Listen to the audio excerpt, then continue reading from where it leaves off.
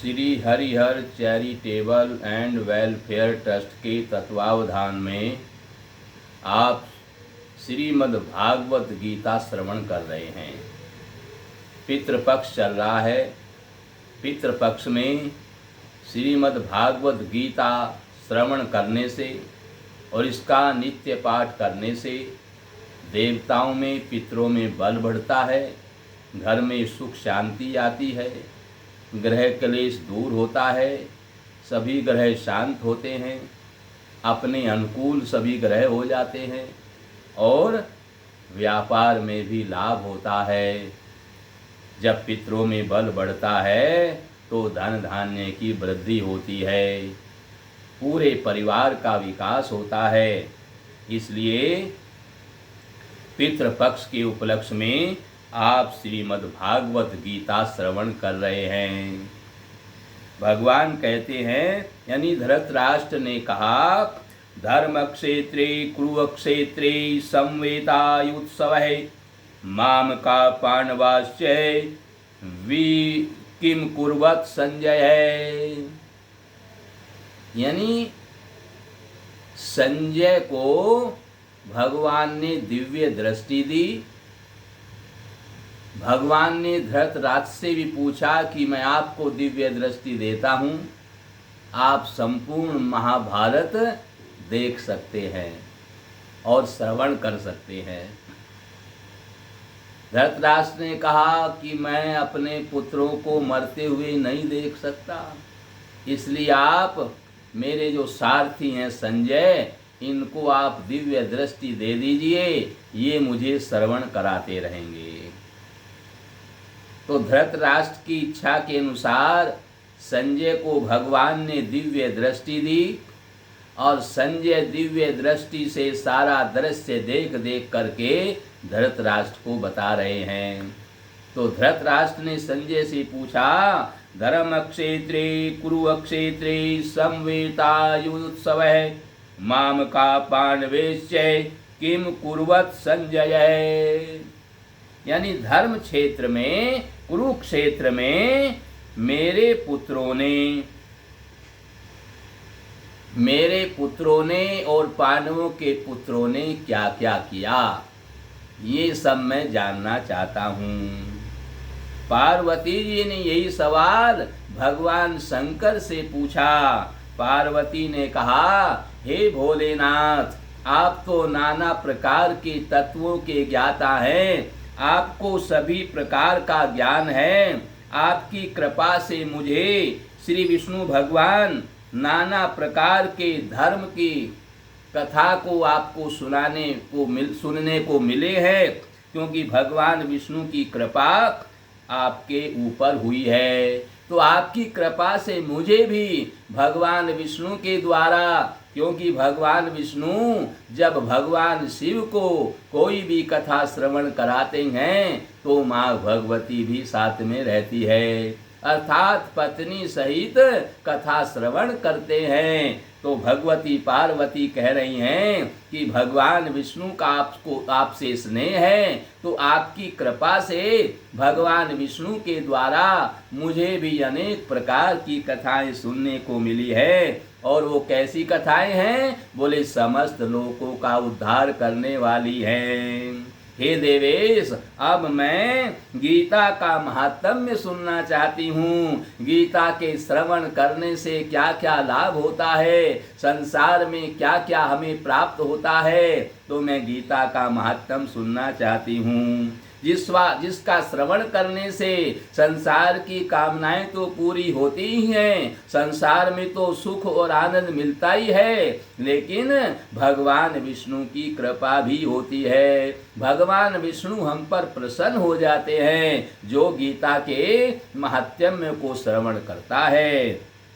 भगवान महादेव जी बोले, जिनका श्री विग्रह तुलसी के फूल की भांति श्याम वर्ण का है, पक्षीराज गरुड़ ही जिनके वाहन हैं, जो अपनी महिमा से कभी च्युत नहीं होते तथा शेष नाग की सैया पर शयन करते हैं, उन भगवान महाविष्णु की उपासना करते हैं। एक समय की बात है कि मूर नामक दैत्य के नाशक भगवान विष्णु शेष नाग के रमणीय आसन पर सुखपूर्वक बैठे हुए थे।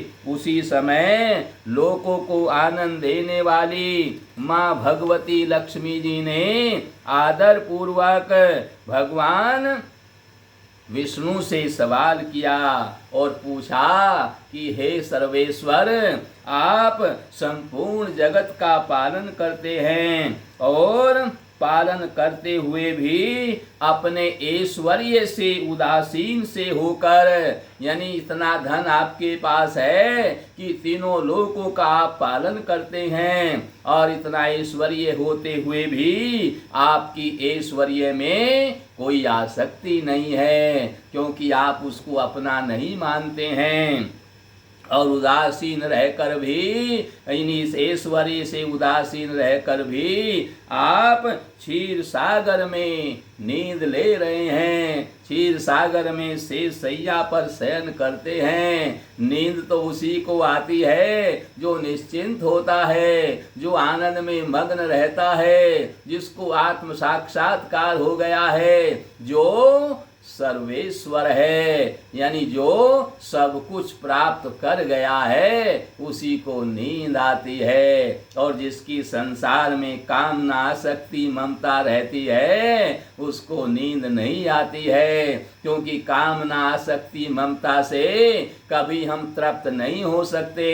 हम तृप्त तो जब ही होते हैं, पूर्ण शांति तो तभी मिलती है जब हमें आत्मानुभव हो जाए, आत्मा की प्राप्ति हो जाए, हमारे देव पितर सभी संतुष्ट हो जाएं, तभी नींद आती है। तो आप सब ऐश्वर्य के स्वामी होते हुए भी उससे उदासीन रहते हैं, उसमें आपकी आसक्ति नहीं है, जबकि सबको ऐश्वर्य बांटते रहते हैं पर अपने लिए उदासीन रहते हैं, यानी उसमें आपकी कोई कामना आसक्ति ममता नहीं है। तो इसका कारण क्या है, मैं ये कारण जानना चाहती हूँ। माँ भगवती लक्ष्मी जी के इस प्रकार पूछने पर भगवान विष्णु ने कहा, सुमुखी, मैं नींद नहीं लेता हूँ, अपितु तत्व का साक्षात्कार कर रहा हूँ। जो नींद लेना चाहते हैं, जो शयन करना चाहते हैं, वे संसार में सुखी कैसे रह सकते हैं। तत्व का ज्ञान करना है, तत्व का दर्शन करना है, आत्म साक्षात्कार करना है, अपने आप को जानना है, मैं कौन हूँ, कहाँ से आया हूँ, क्या कर रहा हूँ। अपने आप को जान गया तो फिर नींद आएगी, उसको कोई दुख नहीं होगा, वो संसार से उदासीन रहेगा, संसार में रहकर भी संसार में उसकी आसक्ति नहीं होगी। तो देवी, मैं तत्व का ज्ञान कर रहा हूँ और हे देवी, अंतर्दृष्टि के द्वारा अपने ही महेश्वर तेज का साक्षात्कार कर रहा हूँ और कुशाग्र बुद्धि के द्वारा अपने अंतःकरण में जो उनका दर्शन करते हैं तथा जिस मीमांसक विद्वान वेदों का सार तत्व निश्चित करते हैं, वह महेश्वर तेज एक अजर प्रकाश स्वरूप आत्मरूप रोग शोक से रहित अखंड आनंद का पुंज निष्पंद यानी निरीह तथा द्वैत रहित है। इस जगत का जीवन उसी के अधीन है, इसलिए उनको महादेव कहते हैं। वो सब देवों के देव महादेव कहलाते हैं। मैं उसी का अनुभव करता हूँ और हे देवेश्वरी, यही कारण है कि मैं तुम्हें नींद लेता हुआ सा प्रतीत होता हूँ। मैं इस संसार को नहीं देखता हूँ, केवल अपने इष्ट को देखता रहता हूँ। उन्हीं देवों के देव महादेव को दर्शन करता रहता हूँ, इसलिए मैं आनंद में मग्न रहता हूँ। मुझे उनके अलावा संसार में कुछ भी दिखाई नहीं देता है, इसलिए मुझे संसार में आसक्ति नहीं है, संसार में मेरी ममता नहीं है और मैंने इस सब का अंतःकरण से त्याग कर रखा है। संसार में रह करके इन वस्तुओं को दूसरों के लिए मैं अर्पण करता रहता हूँ। लक्ष्मी जी ने कहा, हे ऋषिकेश, आप ही योगी पुरुषों के ध्येय हैं। आपके अतिरिक्त भी कोई ध्यान करने योग्य तत्व है क्या? मैं तो आपको ही योगेश्वर मान रही हूँ, मैं तो सब तत्व आपको ही मान रही हूँ। यह जानकर मुझे बड़ा आश्चर्य हो रहा है। इस चराचर जगत की सृष्टि और संहार करने वाले तो आप स्वयं ही हैं। आप सर्व समर्थ हैं। इस प्रकार की स्थिति में होकर भी यदि आप उस परम तत्व से भिन्न हैं तो मुझे उसका बोध कराइए। भगवान विष्णु बोले, हे प्रिय, आत्मा का स्वरूप द्वैत और अद्वैत से पृथक है, भाव और अभाव से मुक्त तथा आदि और अंत से रहित है।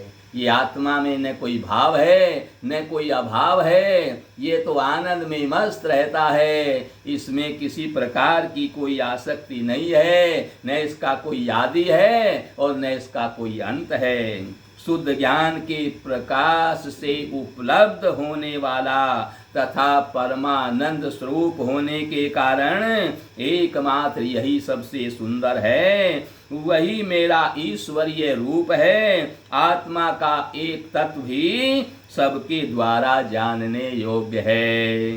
गीता शास्त्र में इसका प्रतिपादन हुआ है। अमित तेजस्वी भगवान विष्णु के ये वचन सुनकर लक्ष्मी देवी ने शंका उपस्थित करते हुए कहा, यदि आपका स्वरूप स्वयं परमानंदमय और मन वाणी की पहुंच से बाहर है तो गीता कैसे उसका प्रतिपादन करती है? फिर गीता उसका बोध क्यों कराती है? मेरे इस संदेह का भी निवारण कीजिए। तो भगवान विष्णु बोले, सुंदरी सुनो, मैं गीता में अपनी स्थिति का वर्णन करता हूँ। क्रम से 5 अध्यायों को तुम 5 मुख जानो। गीता के जो पहले 5 अध्याय हैं उन 5 अध्यायों को मेरा मुख जानो, 10 अध्यायों को 10 मेरी भुजाएं जानो तथा 1 अध्याय को उदर जानो और 2 अध्यायों को दोनों चरण कमल जानो। इस प्रकार से ये 18 अध्याय हैं। 5 अध्याय भगवान के मुख हैं, 10 अध्याय उनकी भुजाएं हैं, 1 अध्याय उनका उदर है। कितने हुए? 15 और 1 16, यानी 10 भुजाएं हैं, 5 मुख हैं, 15 हुए और 1 उदर है, 16 हुए और 2 भुजाएं भगवान के चरण कमल हैं। इस प्रकार 18 अध्यायों में ये भगवान विष्णु का ही स्वरूप है। ये गीता साक्षात भगवान विष्णु ही है। इसका पूजन करने से, घर में रख करके इसका पठन पाठन करने से और श्रवण करने से तीनों लोक तृप्त हो जाते हैं। हमारे देवता पितर तृप्त हो जाते हैं। देवता पितर तृप्त होकर के आशीर्वाद देते हैं, सुख और समृद्धि देते हैं, रोगों का निवारण करते हैं, किसी प्रकार की कोई अशांति नहीं रहती है और भगवान विष्णु प्रसन्न होकर के अपना वैकुंठ तक दे देते हैं। इतना महात्म, इतना महत्व इस श्रीमद् भागवत गीता श्रवण का है। इसलिए इसको श्रवण करने से सब प्रकार के मनोरथ पूर्ण हो जाते हैं।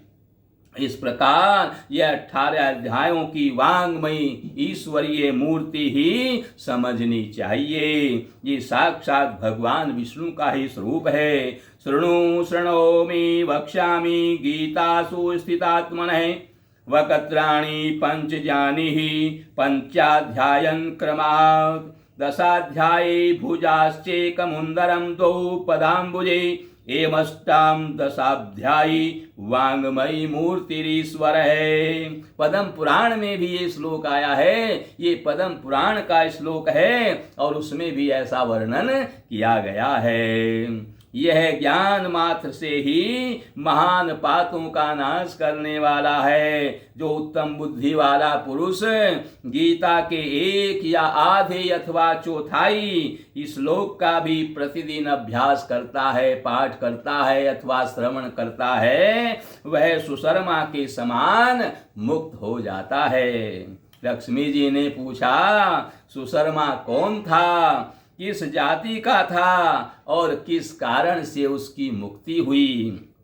तो भगवान विष्णु बोले, प्रिय सुनो, सुशर्मा बड़ी खोटी बुद्धि का मनुष्य था, पापियों का तो वह शिरोमणि ही था। उसका जन्म वैदिक ज्ञान से शून्य एवं क्रूरता पूर्ण कर्म करने वाले ब्राह्मणों के कुल में हुआ था। वह न ध्यान करता था, न जप करता था, न हवन करता था, न अतिथि का सत्कार करता था। वह लंपट होने के कारण सदा विषयों का सेवन करता रहता था, विषयों में ही आसक्त रहता था, हल जोतता और पत्ते बेचकर जीविका चलाता था। उसे मदिरा पीने का व्यसन था तथा वह मांस भी खाया करता था। इस प्रकार उसने अपने जीवन का दीर्घ काल यानी बहुत लंबा समय व्यतीत कर दिया।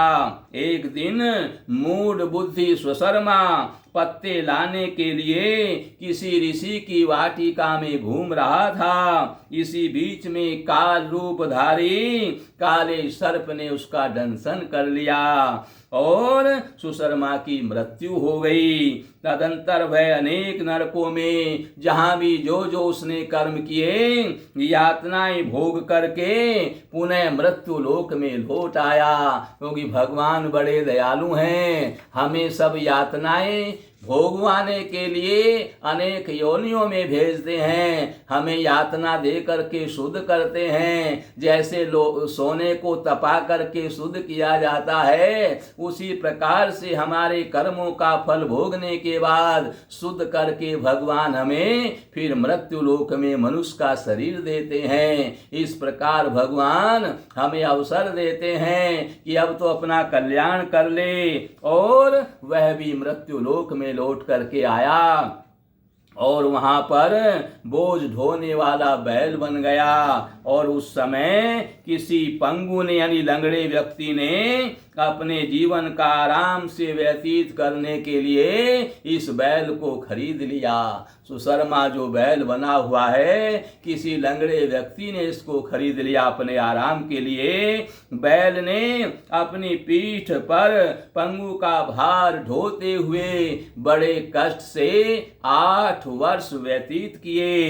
एक दिन पंगु किसी ऊंचे स्थान पर बहुत देर तक बड़ी तेजी के साथ उस बैल को घुमाता रहा। इससे वह थक कर बड़े वेग से पृथ्वी पर गिर पड़ा और मूर्छित हो गया। उस समय वहां कौतूहलवश आकृष्ट होकर के बहुत से लोग एकत्रित हो गए। उस जन समुदाय में से किसी पुण्यात्मा व्यक्ति ने उस बैल का कल्याण करने के लिए अपने पुण्य का दान कर दिया। तत्पश्चात कुछ दूसरे लोगों ने भी अपने अपने पुण्यों को याद करके कि मैंने कहाँ कहाँ क्या पुण्य किया था, उन्हें उसके लिए दान कर दिया। उस भीड़ में एक वैश्या भी खड़ी थी, उसे अपने पुण्य का पता नहीं था, और उस वैश्या ने भी उन लोगों की भीड़ को देखा तो उस बैल के लिए उसने भी कुछ त्याग कर दिया कि मुझे याद तो नहीं है, पर मैंने कोई जाने अनजाने में पुण्य कर दिया हो, वो इस बैल को मिल जाए। तदंतर यमराज के दूत उस मरे हुए बैल को, उस प्राणी को पहले यमपुरी में ले गए। वहां यह विचार कर कि यह वैश्या के दिए हुए पुण्य से पुण्यवान हो गया है, उसे छोड़ दिया।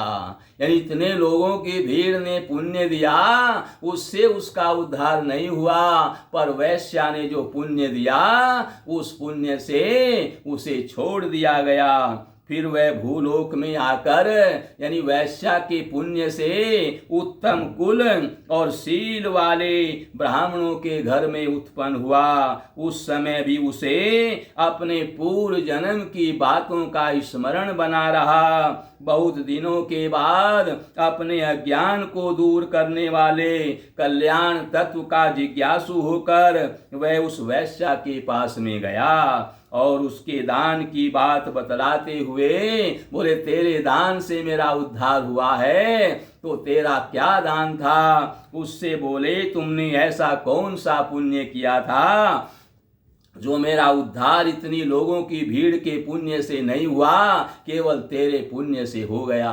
तो वैश्या ने उत्तर दिया, वह पिंजरे में बैठा हुआ तोता प्रतिदिन कुछ पढ़ता था, उससे मेरा अंतःकरण पवित्र हो गया और उसी का पुण्य मैंने तुम्हारे लिए दान किया था। इसके बाद उन दोनों ने जाकर के तोते से पूछा। तब उस तोते ने अपने पूर्व जन्म का स्मरण करके प्राचीन इतिहास को कहना प्रारंभ किया। तोते ने कहा, पूर्व जन्म में मैं विद्वान होकर भी विद्वता के अभिमान में रहता था। मुझे अपनी विद्वता का बड़ा भारी घमंड था, उसी से मोहित रहता था। मेरा राग द्वेष इतना बढ़ गया था कि मैं गुणवान विद्वानों के प्रति भी ईर्ष्या भाव रखने लगा था। फिर समयानुसार मेरी मृत्यु हो गई और मैं अनेकों घृणित कर्मों में, अनेकों तिर्यक आदि योनियों में भटकता रहा। उसके बाद इस लोक में आया। सद्गुरु की अत्यंत निंदा करने के कारण तोते के कुल में मेरा जन्म हुआ।